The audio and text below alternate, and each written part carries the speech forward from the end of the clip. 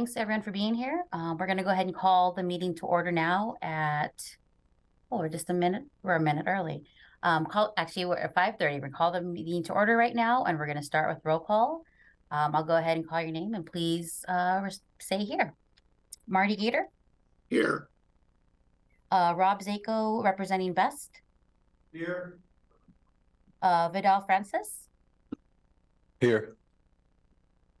Greg Evans, Councillor Greg Evans. Philip Shimu. Beth Blackwell, Springfield City Councilor. Claire Syrett. Here. Hoover Chambliss. Pete Knox. Here. Gino Grimaldi. And is there anyone else available or that's on here right now? Oh, and here's IC Councilor Evans. Councilor Evans just popped in. Wonderful. I'm here. Thank you, Councilor Evans. Good to see you. See you. All right. Anyone else in the room that we are missing that I did not call, I mean, that needs to be called? All right. We will go ahead and there are no preliminary remarks from the chair. And I do not have, are there any announcements or additions to the agenda from anyone? Okay. And I believe we do not have audience participation today. Is that correct? That's correct. Okay. All right. We're going to go ahead and jump into items for committee discussion. LTD's current state, range of possibilities and path moving forward. And we're going to give the mic to Tom. Great. Thank you, Alma. Thanks, Tom. And good evening. Tonight, what we wanted to do is go through the materials we're going to be discussing in the board retreat tomorrow around, as the name implies, the current state, mostly talking about ridership and a little bit of history. And then moving into discussing the path forward, which is a focus on a number of things, but primarily looking at our role as mobility managers. So to start with, as I indicated in the AIS, we're living in an age of volatility. And in this context, strategists ask the question, how might we make this volatility a tailwind for strategic courage and focus? Toward that end, we've undertaken a process you've heard about, the Reimagine the Ride process. And the purpose of that process is to develop a strategy to sustain our vitality and relevancy in the community. Over the next few years, we need to find a way to execute for today while reimagining and co-creating for tomorrow. Table 1 looks like this. It's a spreadsheet with a lot of good dates on it. Illustrates how LT's existence is directly connected to a long history of community development brought about by the deep coordination between Lane County, Eugene, and Springfield, spanning over a century. This history really demonstrates what can be accomplished through the level of coordination and how, more importantly, this kind of coordination is critical to the community's success moving forward. You might note that in Table 1, I didn't include any of the history over the last 20 years, but I'd ask you to think for a moment, having taken a look at this history and your own knowledge of the community, about specific examples of success over the last 20 years that can be tied directly to the history presented here. I'll give you an example. I can easily tie the opening of the region's first BRT operations in 2007 not only to the adoption of TransPlan, the Regional Transportation Plan in 2002, but to the formation of the MPO in 1973. That provided an ongoing process for facilitating the discussion on regional transportation development and the passage of Senate Bill 100 in 1973 that led to the coordinated land use planning in the metro area that we have today. So a lot of that, you can see that coordination's contributed to the growth and development of a successful community. From our standpoint, that's a positive because when that happens, there will be growth in our ridership. Table 2 shows the ridership since beginning our operations in 1970. You can advance.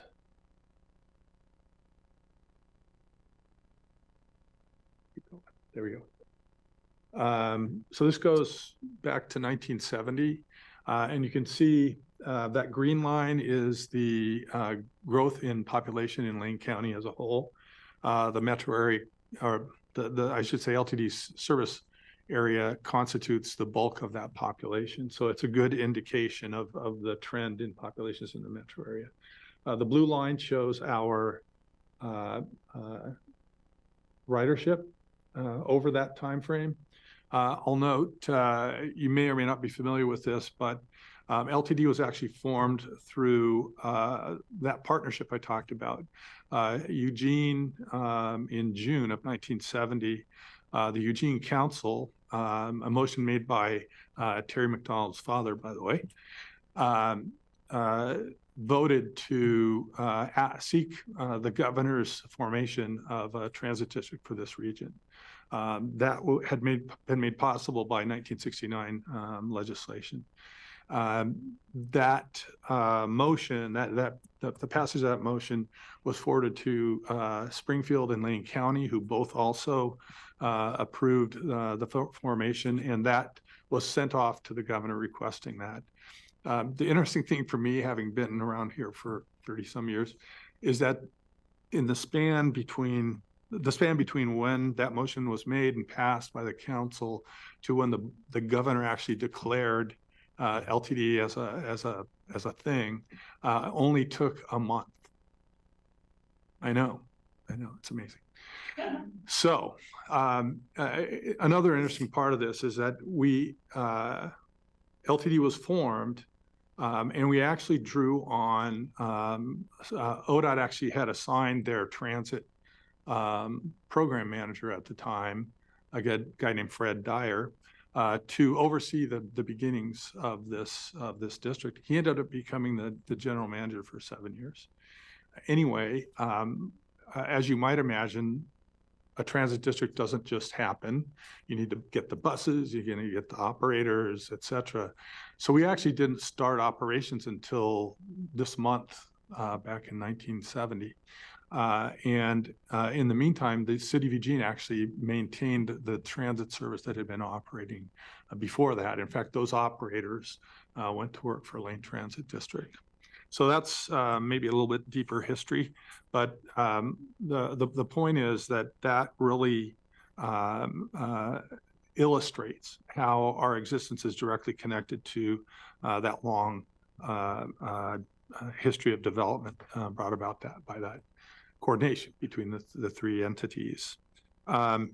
So, like I said, we've got a solid foundation, and really that's what the current state is intended to provide. You know, we've got growing ridership. The connections between population growth and our ridership are evident in this graph. Obviously, we've and I think you may have seen at least one presentation that we've given around the effects of COVID on our ridership, but we're on that process. That's where we get into the path forward. Do you want to forward a couple slides?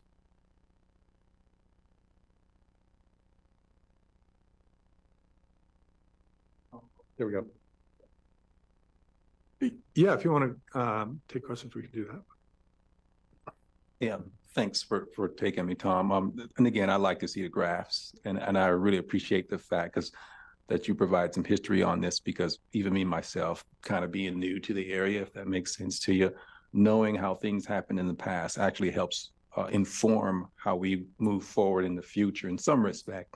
The question I did have for you specifically, because you were mentioning some points on the graph, which was very interesting. You can tell when it was formed, when the MPO was formed, you can tell when we started and all the other stuff.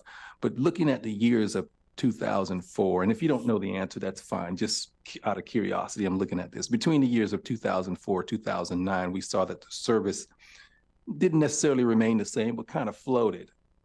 the service hours. Right. If you're saying, Right. but at the same time, the ridership actually increased during that period, but yet we were able to maintain the same level of service hours. What happened during that period?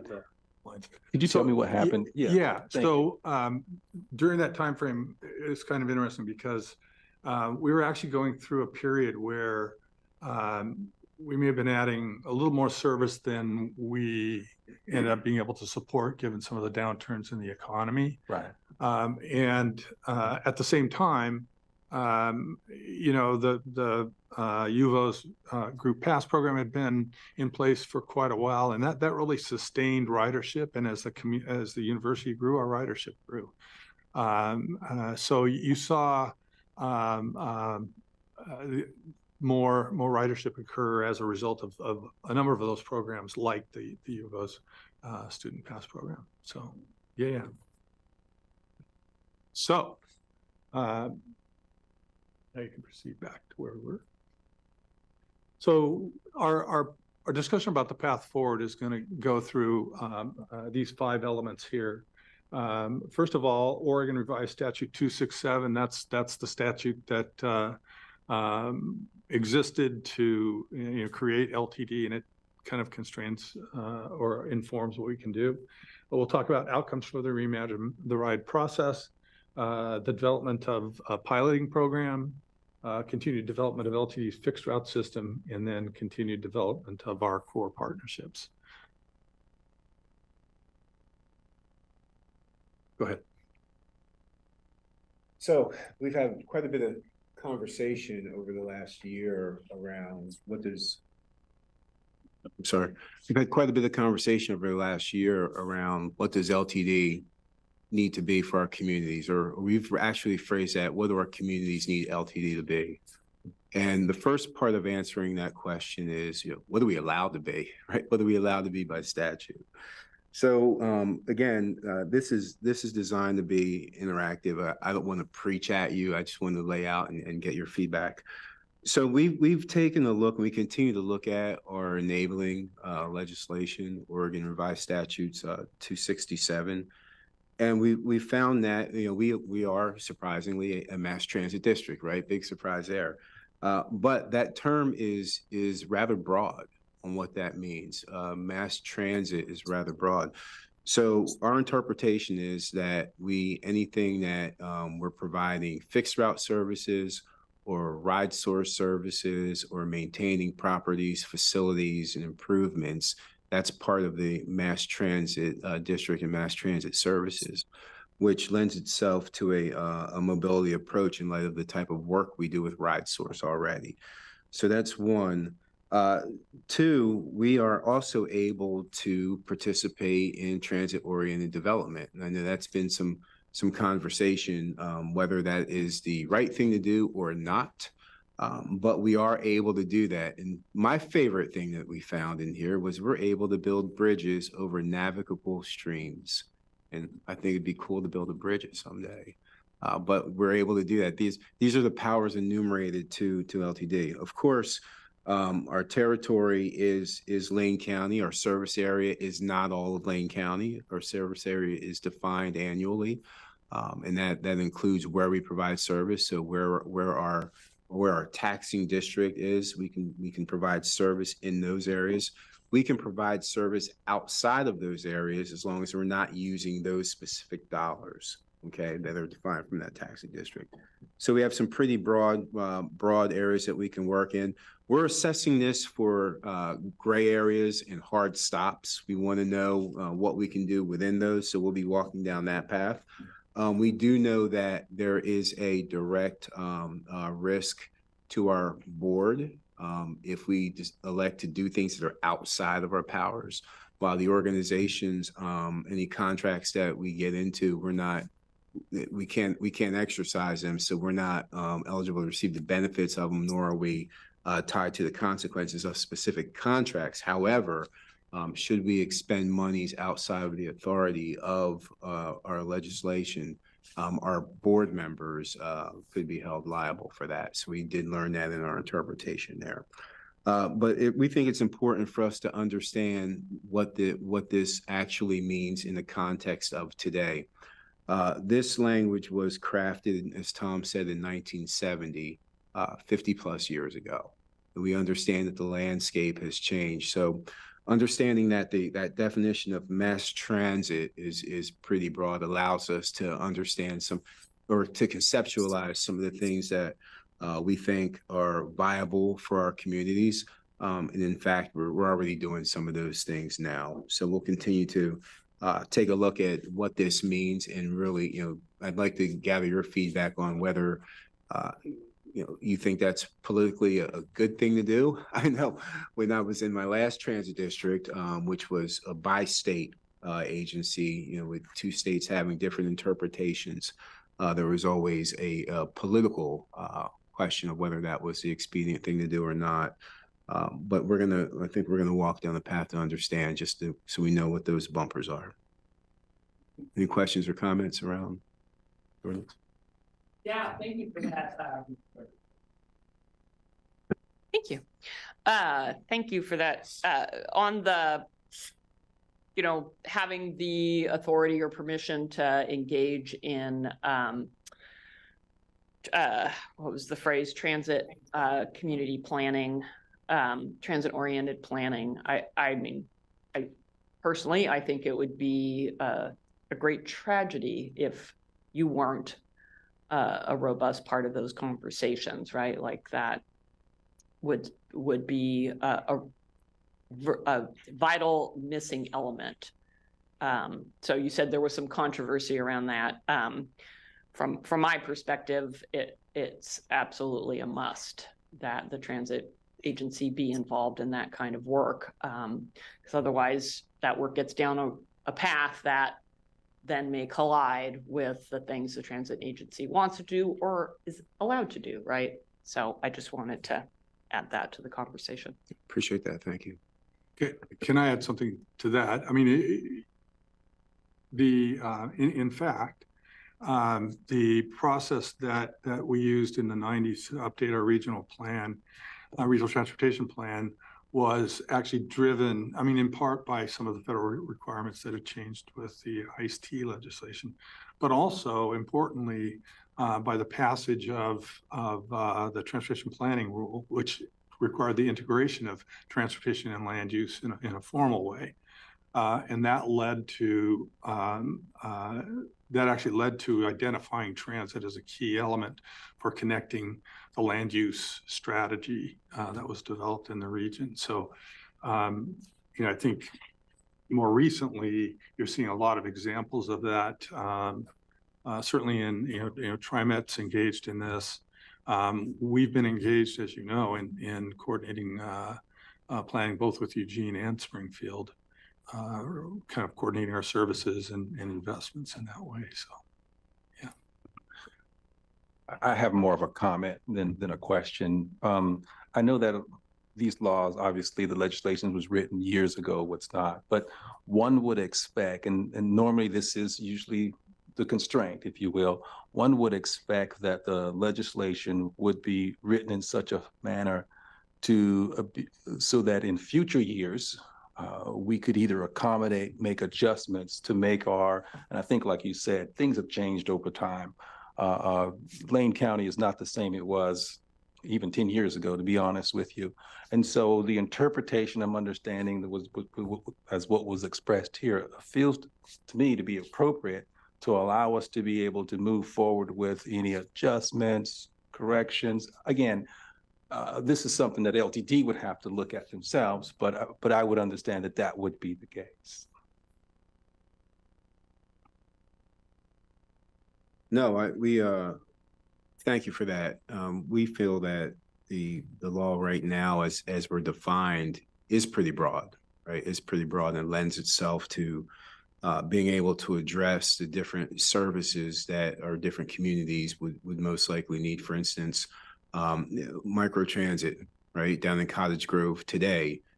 This is broad enough to cover how that existed 50 years ago. So I think the legislators who wrote this did a good job. We're going to keep assessing it to make sure that we're within the boundaries of it. However, You know, just to add, I can't help but add some context to this. So this legislation was written in 1969, actually is when it was passed, at a time when Rose City Transit up in Portland was going out of business. The Emerald Transit down here was going out of business. Across the country, this was happening. And actually, you know, before 69, back in 64 is when the Congress passed the Urban Mass Transit Act, because transit was going out of business all over the country. And so this, part of what I'm getting at is this legislation was written with really not a lot of information about what public transit would even look like and what it consists of and what it could do. And I think, you know, in talking about reimagining the ride, there are going to be elements of this that we're pushing up against. But like Jameson said, a lot of it is remarkably broadly written to focus on mobility. So just some added detail. So let me cover the next item, which is outcomes from the Reimagine the Ride process. And what you have up here, some of you have seen this, I think, is the structure of the schedule of all these projects. And I think it might help if I stand up. So you can't hear me. So maybe I'll sit down. But My eyesight's not what it used to be. I can't see it either on the handout here or up on there. So if you talk us through it, that'd be great. That's the I win, pay me. I owe it. The working?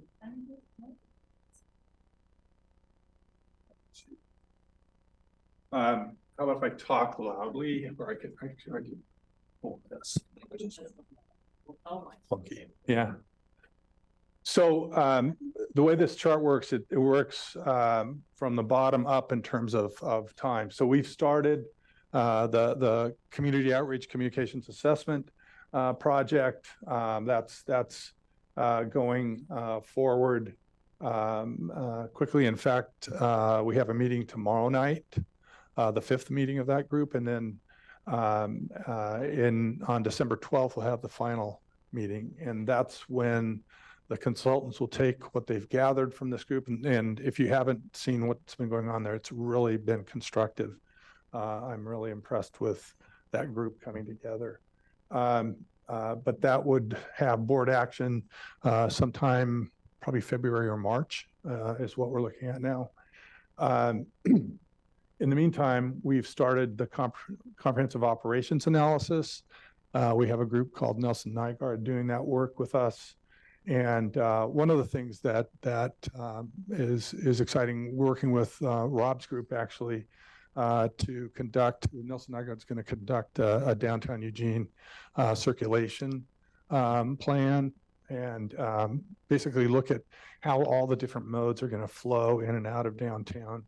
We're particularly interested in seeing that our buses are able to get in and out of that regional hub. But that process is going to extend the COA adoption would be in 2024 quarter 3. So that's looking at the towards the end of 24. The Ride Source operations analysis. You're familiar with Ride Source as our service. We broke this out from the comprehensive operations analysis to really give it some attention. It's a service we've been operating. We've got a lot of innovations around that have come out of that service and the way we're doing it. We wanted to, but we've never really taken a comprehensive look at it. So we're taking a step back. We're looking at what the Ride Source operations analysis, what Ride Source might need in terms of some changes, what are we doing right, what can we improve on, and again that process is actually ends with work that will help us kind of develop our work plans moving forward for that operation. The mobility management framework is what I call the ring that binds them all. It really is set up to do two. Well, I was going to say, are you Sauron? Yeah, you'll learn. No, so it really is the organizing element foundation for our overall Reimagine the Ride process. We're doing a lot of work internally. We're doing a lot of work externally, talking to community leaders and others around basically this approach of being mobility managers. As opposed to just fixed transit operators. And again, just looking at the ride source operations analysis, if you think about that service and what we do with that service, we're already doing mobility management in that context. That process again is expected to end towards the end of 2024. The final project is the development update of our long range. What we have today is a long range transit plan. This would be a long range mobility plan.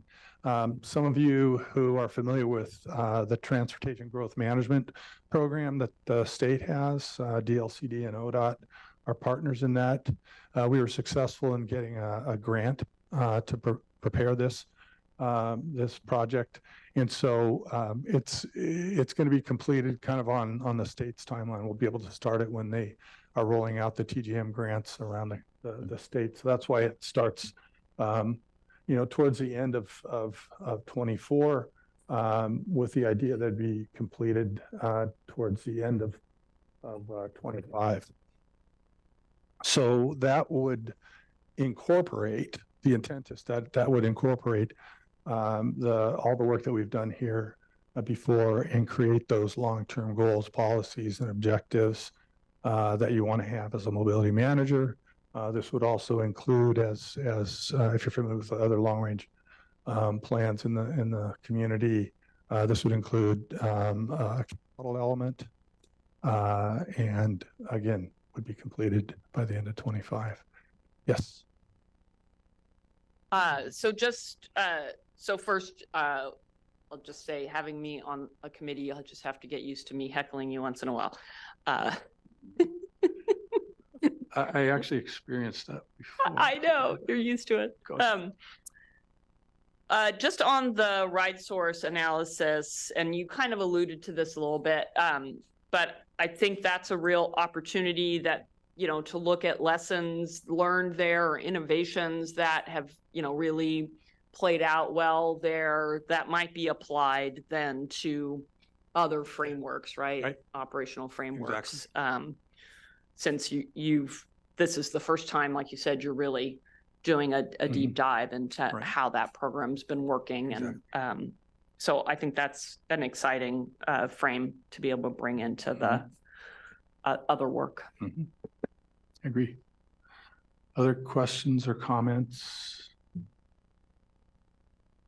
I'll have some comments, but I want to wait until you're done with your presentation. Okay. So next slide, please. Yeah. So just want to point something out and acknowledge the you can see our long range transit plan has the longest tail. Okay, we're upside down. So as an organization, we're upside down. That plan should have been updated years ago. We have a strategic business plan that we use, which is a tactical business plan because it's not tied to a long range plan. So we acknowledge that. For the next few years, with these studies happening and the communications throughout the region, we're trying to be directionally correct. So we really need your input through that process until we get to that long range mobility plan, so that then we can begin to tie our strategic business plans, which are usually 3 years, to something that's tethered to something bigger. So I just wanted to acknowledge that.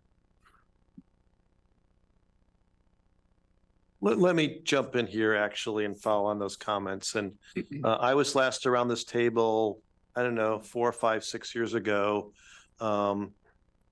it was a different time. I'm happy to be here. This is really a exciting time for transit for LTD. It's a challenging time. The world has changed over the last few years. This is an important discussion. So thank you for asking the questions leading this. I guess I'm wondering, what value can we around this table provide to you? What are the key questions that you're asking us to help the LTD board answer? I'm kind of wanting some focus here about, what are the key questions we're asking, and then we can search for answers. There's a lot of issues sort of floating around here, and I'm getting kind of lost in a lot of different boxes there and stuff like that. So what is it you need to know? What does LTD need to know to move forward? What's the one big question that you're facing, Tom or Jameson? And what are sort of the supporting questions that sort of feed into that? Yeah, so thank you for that. So what we're trying to do here is determine how do we move from our current state to really being in a position to help coordinate mobility options, transportation options that our customers readily understand. So right now, if I walk through the different services that are here today, we have our LTD suite, which includes RideSource, MX, and Fixed Route. And then we also have, there's bike share that's here, there's scooters that are here, there's Link Lane, there's the service to Roadie Express. I can't even remember. And Roadie Diamond Express, there's Diamond Express. There's for a region our size, there's a lot of brand names. So what we're after is, what is the best way to not necessarily operate all of those? This is not a power grab. This is not that. But to make sure that each of those services are easily understood and accessed by the consumer, whether that is a co-brand kind of situation or a rebrand or a unified fare structure with cost sharing on the back end. So we're really after, are we directionally correct? We get to the end, we're going to be talking about partnerships. What partners should we be talking to in the community? Who should we be talking to in Salem? Who should we be talking to through the local jurisdictions here? And so really our ask is that we get your feedback and weigh in on that as a initial discussion, that we're trying to put a little bit more meat on the bones based on what we've talked about over the past year, and take your input into the board discussions tomorrow and onward as we move forward. Thank you for that, Jameson. It's going to take me a little while to get back up to speed. I've been out of these discussions. I think I'm hearing you say a version of, what does LTD need to be to serve the community well? And I'm not trying to put words in your mouth, but it sort of feels to me like a discussion that's sort of LTD focused. Obviously we're in LTD. We're talking about strategic issues for that. But I'm going to compare that against what the community needs. And those are slightly different questions of sort of what can LTD provide versus what the community needs. And I think that what the community needs is a larger question and a more fundamental question, that we need to understand. And the answer is going to be partly LTD and partly not LTD. But And that's a fine answer. That's a fine answer. Yeah. I think what LTD is after is, how can we best serve the community in what capacity, and make sure that there's a seamless way for people to access the mobility that they need. Yeah. So that's what we're after. How do we make sure that happens? Whether LTD does bike share or not, that's not the question. The question is, how do we facilitate that on an as needed regional scale? So I guess I'll answer my own question to you. I think one of the key strategic questions in this discussion is, what are the community's transportation needs? And so that's not the only question, but that's a fundamental question. And then there's questions about who provides it, how, with what funding, with what regulatory authority, with what technology. There are lots of real world obstacles and barriers there to overcome. Appreciate it. Thank you. Yeah, I was just going to comment that, and thanks for bringing that about and helping me understand more clearly, to be honest with you, why we're here. My question actually revolves, maybe it's around the ride source operation analysis. Again, if you're looking at those various services, in particular, the ones that Jameson mentioned, are we doing let's just say a more deeper dive in those services compartmentally to see how they're impacting the community? See what, you mentioned, there's Link, there is bike share, there is, obviously the whole suite of LTD services that's there. Are we looking at those individually to see how they are impacting the community? Are they responsive enough to what the needs are individually in their own sphere? And then based on that analysis, I'm assuming that's what the two analysis that you're actually doing should help bring about, to see how those services are impacting those different communities. And correct me if I'm wrong about that. So, what I think about it all is that, in fact, you're asking the right questions. I would say they're certainly the questions we'll be asking as we go through this process. But I would also just mention or kind of frame things to understand that, for example, bike share, right now bike share is downtown Eugene and U of O. So it's got a limit from a regional standpoint. It's got a limited application. And I think part of what we have to do stepping out onto the, unknown is look at, well, what makes sense? What has worked in Eugene? How, how different ways of programming the availability of those bikes, et cetera. And so as we look at the potential of implementing bike share in a broader regional sense, we want to learn from that. But the thing that we are going to want to do some more serious, and in other words, we don't have a point of reference for bike share to say how it's going to work or not work regionally. We're going to be looking elsewhere. What are the elements? We happen to have a very bright person overseeing Cascadia Mobility that can help us think through that. But that, I would say, I'm just kind of illustrating that point there. If I can just add, I do appreciate the measured approach where, and I think Jameson just mentioned this, where, the whole plan is the intent, let me say it this way, the intent is not to just come and run everything. We actually need to see where we fit or where we could build partners, if that makes sense, in the community rather than just take everything over, if that makes sense to you. Thank you. Absolutely. Yeah.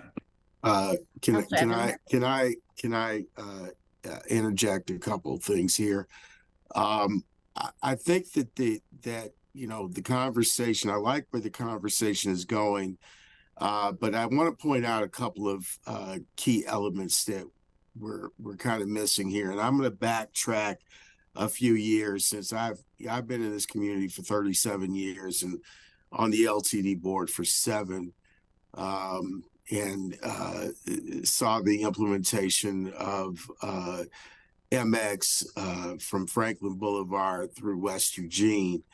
One of the things that we are not talking about is we're talking about what our community needs, but we also need to talk about what our community wants. And wants are an incredible driver in terms of when we talk about access to different forms of transit, different forms of transportation, and where does do these models take people to where they want to and need to go? And so I'm going to go back to the whole idea of looking at reforming the current system, the hub and spoke system that we have now, and looking at a more integrated system that would provide cross-town and cross-community routing for the fixed route service, as well as on-demand service that will help, microservice that will help,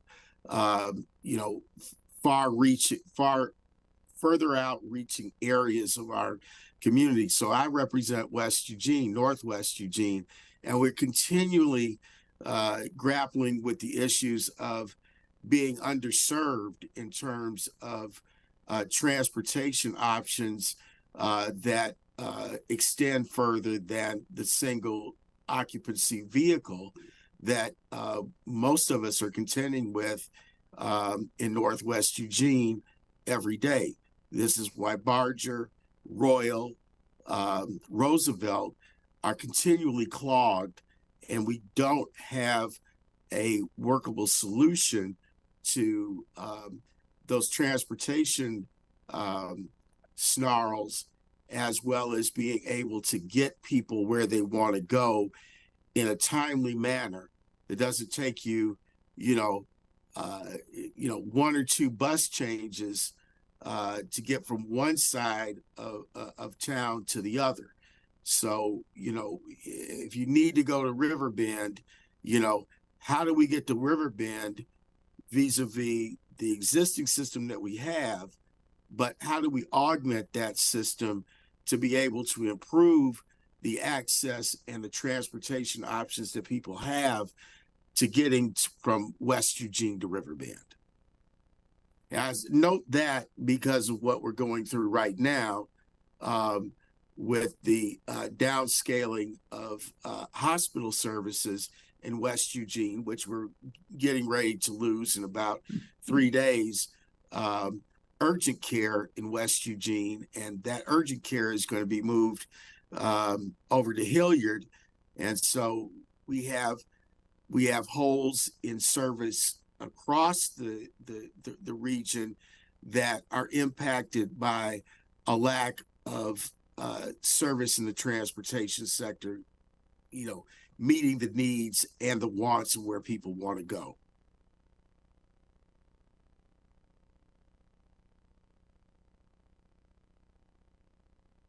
Thank you, Councilor Evans.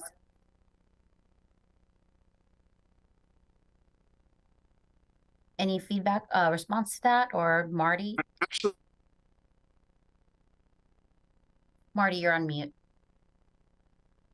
I thought I unmuted myself, but I remuted myself, which maybe sometimes is best. Thank you, Councilor Evans, for that point, because that was actually something I was concerned about living actually in your area too, because I also do live in West Eugene off of West 11th. And I will say that was a concern. The best part about this, and I think something that we probably need to be looking at and also talking about, is not so much the main routes, because EMX, I will tell you, is fantastic from West 11th all the way to Riverbend. Understanding, getting that out, making sure people know this. My biggest concern is the side routes, making sure that those are very well up to date and making sure people know how to access those side routes that aren't so popular and aren't so well traveled as the EMX. The EMX is great from getting from one side to the other. I have been mind blown at how easy it is for me to get from this side of town to the other side of town.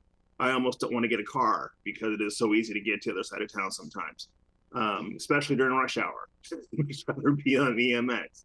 But to your point, I think that is something we should be thinking about, but also want to add that side route piece on there as well, because I think that's sometimes something that is kind of overlooked. It's like, where do these routes go? Are these routes schedules up to date? Are they matching what we're trying to do for the future? I think that's something that is sometimes maybe missed a little bit for our communities. That's all I wanted to add. Thank you. Thank you. Oh, sorry, go ahead. Yeah.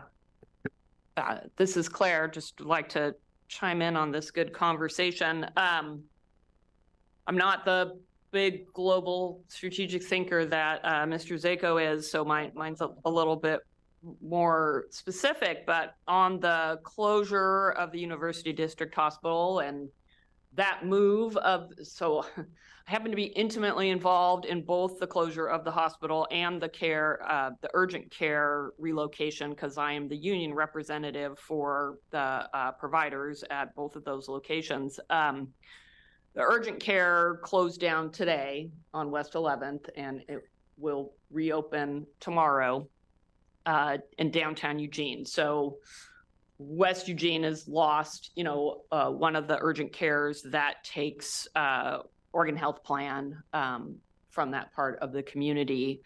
And at the City of Eugene City Council meeting last night, Fire Chief Caven talked about some of the strategies the city is employing to address the loss of that downtown emergency room. And one of those things is a service where folks can be connected with a nurse. And those nurses are somewhere across the country. But if that person needs to go and seek care, that nurse will arrange for a ride for them. I'm assuming using Lyft or Uber. But this is another piece of transit, right, that is out there and potentially could be coordinated with LTD in some way. And I understand that LTD has been in conversation with Peace Health also around transit from the downtown area to Riverbend. But just wanted to highlight that. I think also in this question of looking at the things that LTD is already doing or things that are already out there, what about things that aren't occurring yet, right? Like new and innovative ways. And, you know, to Councilor Evans' point about, you know, what people want. So as I walked in here this evening, Rob asked me if I'd ever been the executive director of a nonprofit trying to raise money. And I said, yes, I was the executive director for a short amount of time for the Lane Coalition for Healthy Active Youth. We were working on childhood obesity prevention. And one of the ways of framing that work was make the healthy choice the easy choice. So I wonder if there's a corollary with mobility outside of the passenger vehicle, single occupancy passenger vehicle, you know, safe, reliable, affordable, interconnected, and timely. And I know these are things that the LTE board and you all think about all the time, right? But I think in the context of this work, trying to think about how do we make that step the easy choice. And I was really excited, and I was speaking with Rob Ennerfeld when I walked in here about the last mile grant that you all, I think, have received in conjunction with the City of Eugene. When I was serving on city council, that's what I would hear from folks, like, yeah, I'd love to take my bus, but the sidewalk ends and then I have to dangerously walk in traffic to get to the bus stop, or fall into a pothole or fall into the mud, right? And so these seemingly small things in terms of like, well, of course you finished the sidewalk, have been huge things to accomplish. So thinking about those opportunities as well, because that ties into safe and interconnected, right? In terms of I can actually feel safe walking down my street, even if it's a quarter mile, to catch that bus. So I just wanted to share those thoughts. Thank you. Just listening to this conversation, one of the things that I think about, you know, listening to what Greg talked about, very clearly fixed route service is not solving the mobility issues and needs of the Northeast Eugene neighborhood. And I'm guessing that's not the only neighborhood where that's the case. And that really, in my mind, feeds into and energizes the work we're doing. We recognize that. I may have thrown this statistic out before, but something like 50% of the population doesn't have access to half-hour service or better in the district. That really cries for more options, and that's why thinking more from a mobility management standpoint, we start to be able to find problems, as you say. I like that, you know, make the healing choice the easy choice. That's what I think we're about here.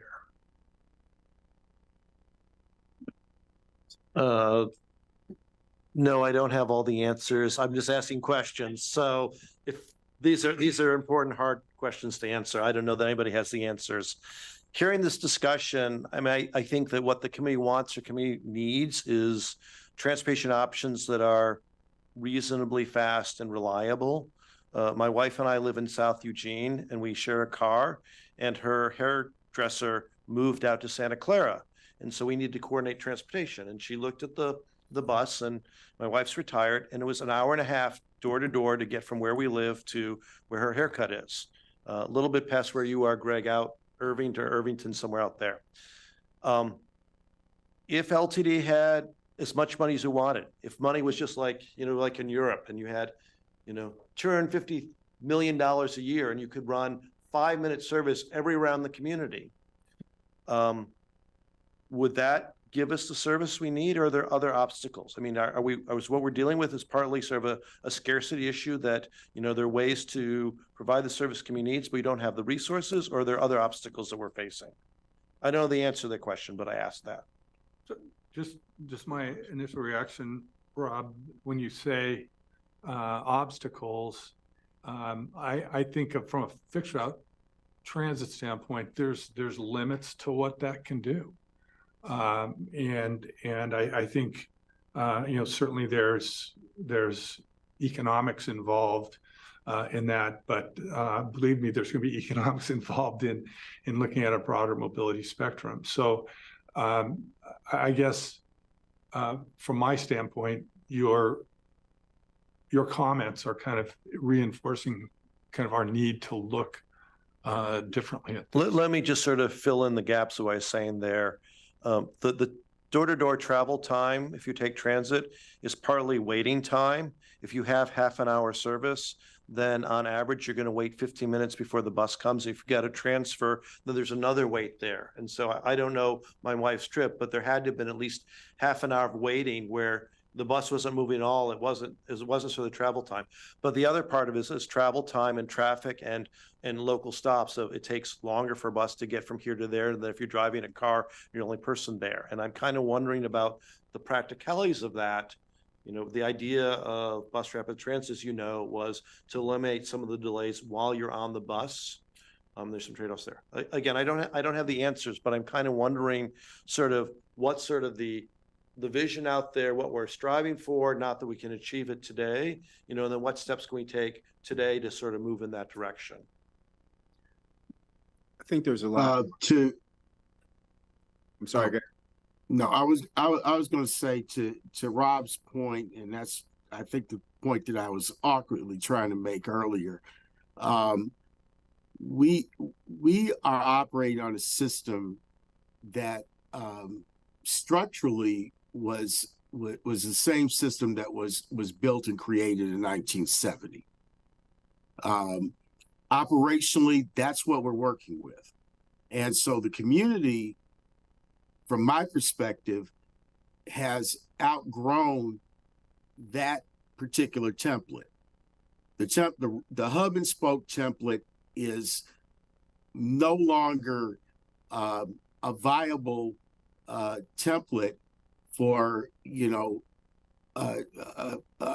fixed route bus service or transportation service in general in the area. And so we really need to rethink the points of entry that ridership has to the system and where the system is going, where people want to and need to go.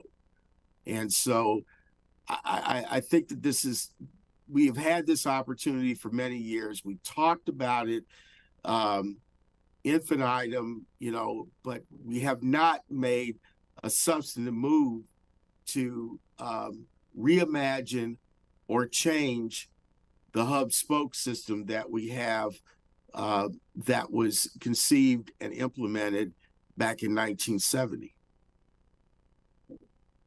Eugene and Springfield and Lane County are different places now than they were 50 years ago. And I don't think that from a transportation planning perspective, we have responded very well to the growth and those changes in our community. And that's the point that I'm trying to make. How can we think differently about this, given the current realities that our community is experiencing?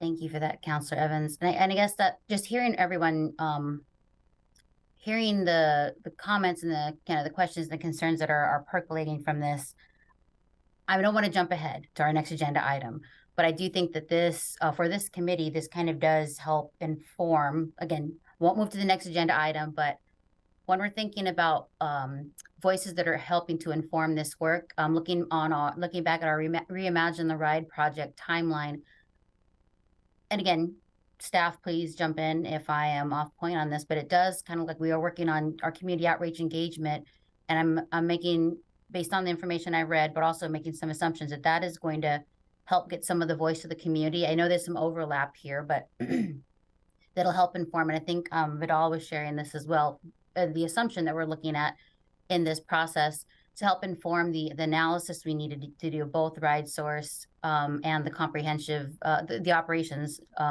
work that we're doing to help sort of build out. And I think about, again, I'm looking at it through the context of some of the work that we're doing around collective impact, right? It's like you have a shared objectives. And so like, and it feels like this is something where LTD can be looking at as the, and I don't want to say the backbone for transportation, but like, we're not necessarily managing all of these different pieces, but doing this assessment to see where are all the pieces together and who's going to be able to do what better and how can we amplify different parts of the work. So if our goal, if LTD's goal is to say, we want people to get from point A to point B, like 30 minutes, I mean, not trying to make any assumptions here, but saying like 30 minutes is the goal from wherever you're trying to get in whatever reasonable space.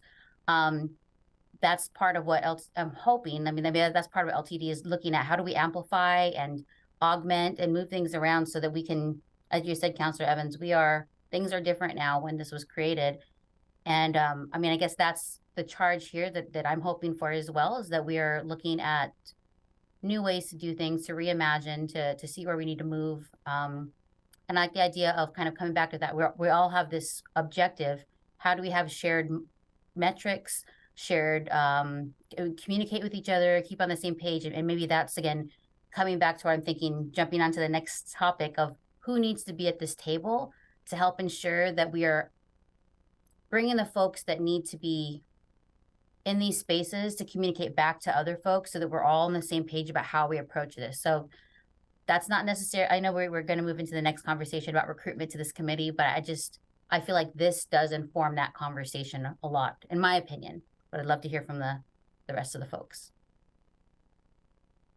I'm going to agree with you, Alan. I think it's a very large topic that's probably been, and the way I'd like to say, since I've been in Oregon for the last 14, it's like, it seems as though there's things that we just don't say that we probably should say. And I think we're at that point where we need to say, to your point, Counselor Evans, I think it's just, it's something we need to talk about. Let's just kind of pull the Band-Aid off and let's go at it. So I think it takes a little bit of precedence. That's just my 2 cents.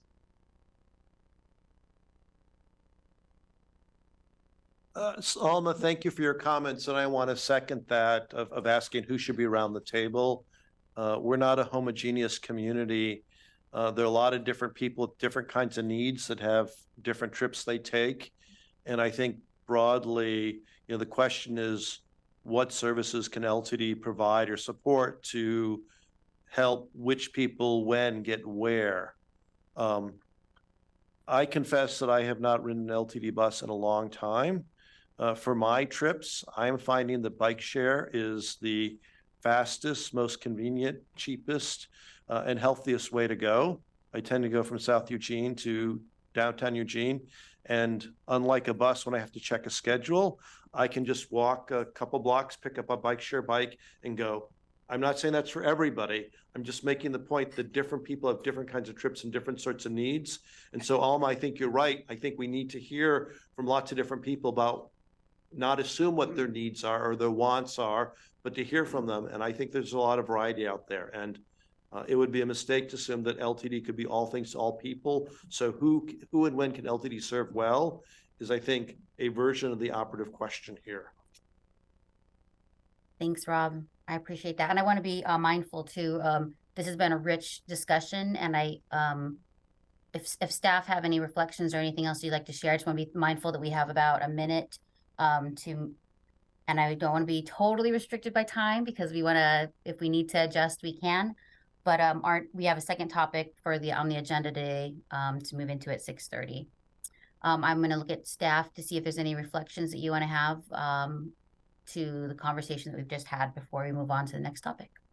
Well, ahead. if I could, this is Jameson. Thank you. Thank you for this conversation. The things that you're putting on the table are exactly what we're looking at.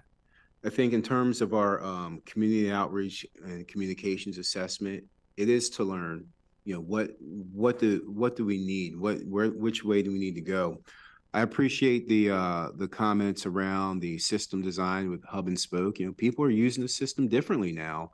Downtown, I would imagine, I wasn't here, but I would imagine downtown is different 10 years ago than it is today. And that model needs to be updated. We have people that are working from home and just accessing the system in different ways. I think the other acknowledgement is transit's hard. You really have to want to ride it. You know, there's these numbered names, and you have to look at the schedules, and it's not, you know, we're used to getting things almost instantaneously through mobile devices. So our goal is to look at how are people getting around, period, and how are the outcomes of what we do, not just ridership numbers, but how are the outcomes of what we do aligned with the desired outcomes of our communities, and how do we tie into those and represent that way?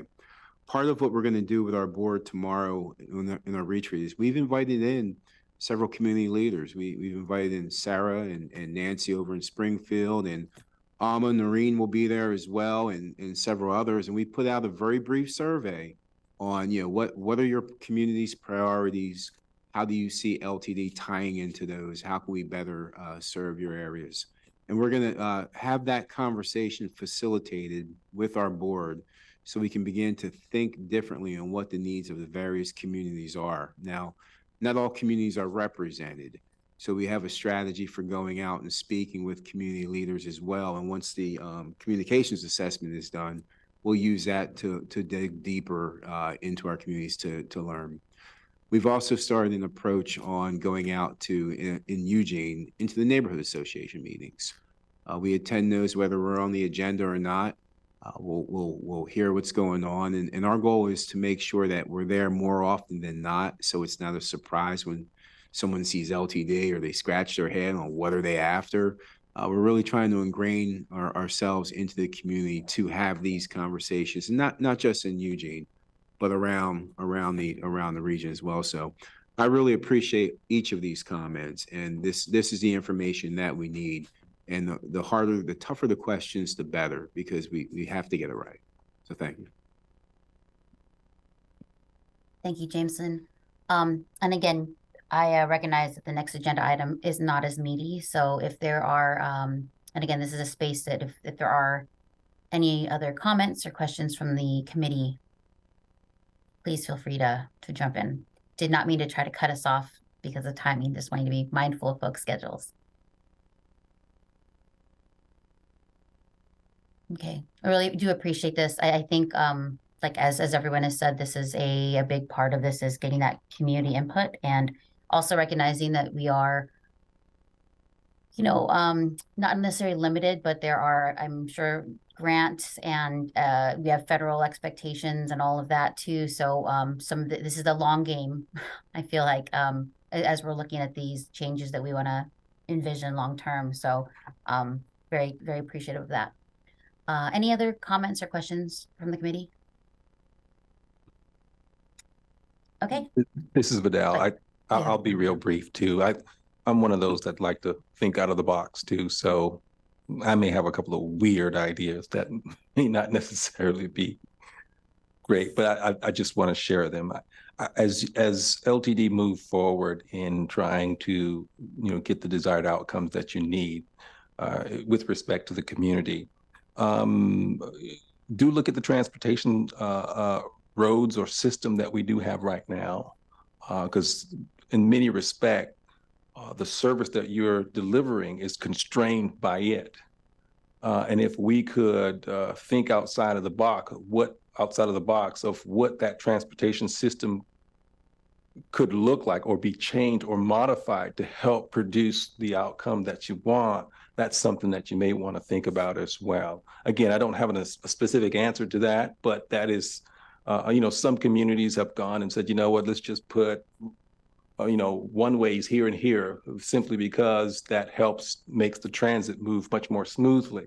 Again, that's something that you may want to think about. Look at our roadway system that you have right now, and what could be adjusted or modified to help make that more doable.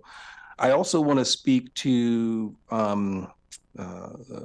amenities, and again, I'm looking at it from, let's just say, a different point of view. There are some folks that do ride, and obviously, like Rob just mentioned here, the delay or the convenience, if you will, is something that's people tend to kind of gravitate towards. And to be honest with you, I tend to do the same thing. But there are some opportunities that we could use in providing some sort of amenity to help folks use the system that we have right now in terms of the bus or what's not. And one of them I already see in play, and that's with the bike racks that we do have on our buses. That in of itself helps our riders say, you know what, I can carry my bike along with me, and that doesn't inconvenience me because maybe I got to take a longer stretch somewhere else and not have to use the bike the whole stretch. And I believe Claire, I'm sorry, I was reading the whole name, mentioned something about safety. And a lot of people, believe it or not, there's quite a few folks, they may feel not as safe as they may want to feel. And that's something that we may want to just look at, simply because the more we increase or improve at least the sphere of safety on our buses, that will actually help those who are prevented because of that one aspect be able to get on. The other thing I just briefly thought about, and maybe LTD is doing this already, internet service. Again, I'm thinking out of the box here. I'm just throwing something out here, okay? I'm not trying to say you shall do this. No, and it may be a dumb idea, but if I'm going through, let's say I got to go from point A to point B, and I know that there's going to be some delay. I know there's going to be some lag time. Guess what I'm going to try to do? Bring something with me to keep me occupied or keep me utilizing that delay time such that I won't feel it being lost. So figure out a way to use up that, and this is the way I'm going to term it, user inconvenient time or lost time. That's just me phrasing it this way. I could be wrong. How could we occupy that space with something that the bus service is providing us so that that rider feels as if, okay, I'm not losing any time here. I'm actually being able to, I have an opportunity to use up some of that time, if that makes sense. When you think about services like Airbuses, airplanes and so forth, they know that their rider is going to sit there and wait. They know that. And consequent, but don't misunderstand me. A trip from here to Chicago on a plane is way faster than a trip from here to Chicago on a car.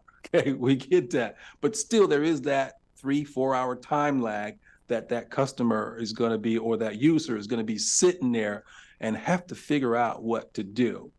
Okay, so again, if we could think of ways to not be limited by just the road system, how could we think outside the box and say, if that wasn't our limited factor, what could we do here, considering everything that we have here? And then also too, I know we don't have a lot of money, and again, cost is something that impacts every agency, especially this day and age. It's there, whether we want it, don't want it, whether we do want it, it's just going to come. But what amenities or opportunities that we could provide to decrease that ridership, not wanting to take the ride simply because they feel some sort of inconvenience or some sort of factor that's deterring them in one way or the other. Again, that's going to take a survey. That's going to take quite a few outreach, if you will, to kind of compile that information and figure out how best to move forward with that. Again, these are just my thoughts. I could be way off base, but I wanted to share it. You just described the new Brightline Railway, like literally. They've taken everything of what you said and more into consideration as they put that together from the time you walk into the station to the time you sit on the train. Seriously, yeah. I'm going to be riding Yeah, line in 2 weeks. Yeah, I'll be in Florida for over a month. You can give us a. So I was gonna, Counselor Evans. no, I was gonna say that that's a great point. If you go to any of these transit conferences for the last 20 years, there have been companies out there that have been promoting Wi-Fi service on buses. I mean, I want to step back for a second and look at the two major demographics, ridership demographics that you're dealing with. One is transit dependent riders, those people who do not have any other alternative but to use buses, taxis, or Lyft or Uber now to get around. You don't have a car. I grew up, I was a kid who grew up without a car. My mother never learned how to drive. After my father died, she sold the car, and we depended on, Greater Cleveland RTA, which used to be CTS when I was, a really young kid before they went to a regional system. But you have transit dependent folks, and then you have another segment of the ridership, which are choice riders. And that's one of the things that LTD has and other transit agencies around the country have been chasing for years, is how to capture more choice riders and get them to increase their usage of the system and make the system more convenient and more accessible to those choice riders, for us to be able to build our ridership and ultimately substantiate why we're in existence to begin with, as a transportation mode for mass transportation. So it's the thing that we continue to grapple with, that I think that we need to continue to wrestle with as we move forward, is how do we really make the system attractive to the choice ridership, for people to say, look, I choose to take the bus instead of taking my car because it is convenient for me, it is going to make an impact on the environment, and it is going to, cause less congestion and traffic snarls in the end. Marty? Okay, I'm going to pull the Band-Aid off of a topic that I think is very important. This is something that's near and dear to my heart. The governor put me on the Oregon Broadband Advisory Council when it comes to the high speed that's going to be coming to our state. And but I appreciate what you're saying when it comes to providing internet and everything for the buses. But we also have to think about the demographics of our ridership, because this is what I talked about, and I've been pushing this point, and we're finally getting our minds wrapped around it, is digital literacy. Who's going to be using the internet and what for? I mean, it's great to give people access to the internet, but if they don't know how to use what's put in front of them, you might as well just be alienating them some more. My situation changed drastically last year, where I'm actually in the same situation with a lot of these people that have to use a lot of services. And there'd be a great benefit if they actually had access to internet, but unfortunately they don't know how to use it. And there's no hands-on programs to actually teach adult learners how to use these things. I'm in the process now of building quizzes and tests to actually help adult learners understand where they are with these things. So I almost feel like, yeah, we could provide a great out-of-the-box idea like things like that, but we also have to think about the current riders we have now and the current types of demographic we have now, because I think my fear is we have a population, and by many cases, they're in situations that aren't their fault. Things happen. Like I said, I speak from a case by case, like my situation. Things happen, but we don't want to further alienate people because they have access to things they don't know how to use, and then we don't have any way to provide a way for them to use it. It's just it's a nice, shiny, nifty little bubble cool thing that just sits there, and then it becomes a wasted resource. So I think we have to be careful about going too far out of the box, because we want to make sure that if it's going to be used, we can engage it. And what I also want to make sure is if we're going to, mix up the demographic, what I think we should, because I spend a lot of time on the bus, I think it'd be great to find some way to integrate those demographics, so it's not so much of a them and us mentality, because realistically, we're talking about merging demographic groups as well. That's my 2 cents. I was more like 25 that time. Go for it, Claire. Alma, I know Rob wanted to say something, but if I could just two Go for it, Claire, things. then Rob. So I appreciate what you were just saying. And back to Jameson, you said earlier transit is hard, right? Like we have these numbered systems. I would say in the past, I was intimidated as an adult to use transit because I didn't know how, right? And there was no adult learning course to walk me through it. So I think that's applicable for our system as well. And then Vidal, I loved everything you said except about the one-way streets. If I was still on city council, I would be working on the project to get rid of our one-way streets, because one, they, as Councilor Semple said, they are in downtown. It's like two rivers flowing 6th and 7th, and pedestrians and bikes trying to cross them. And they're also less advantageous for businesses. So just wanted to make that point, but I liked everything else you said. And in terms of safety, again, I'd raised at a past meeting around differentiating between how genders experience transit, right? Men and women experience transit differently. Rob can get on a bike at 5 p.m. Today and ride home feeling perfectly safe. I would not necessarily.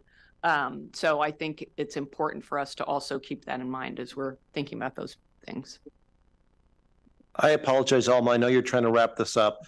A year ago, I was in Boca Raton, Florida, and the Bright Line had just opened the Boca Raton station. So my wife and I took a trip from Boca Raton to West Palm Beach.